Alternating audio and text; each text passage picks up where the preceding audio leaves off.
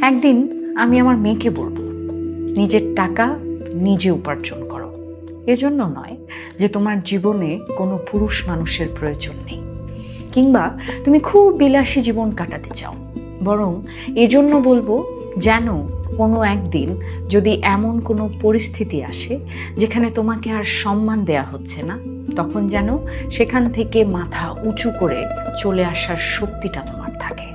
যেন তোমার নিজের আত্মসম্মান কখনো অন্য কারো সিদ্ধান্তের ওপর নির্ভর না করে, আর কারো উপর নির্ভরশীলতার কারণে যেন তোমার কণ্ঠস্বর কখনো স্তব্ধ না হয়ে যায়। বুক ফেটে কষ্ট হওয়ার সত্ত্বেও কেবল চলে আসার সামর্থ্য নেই বলে যেন তোমাকে কোনো দম বন্ধ করা পরিস্থিতিতে পড়তে না হয়। কারণ আমার কাছে স্বাধীনতা মানে কেবল ব্যাংক ব্যালেন্স থাকা নয়।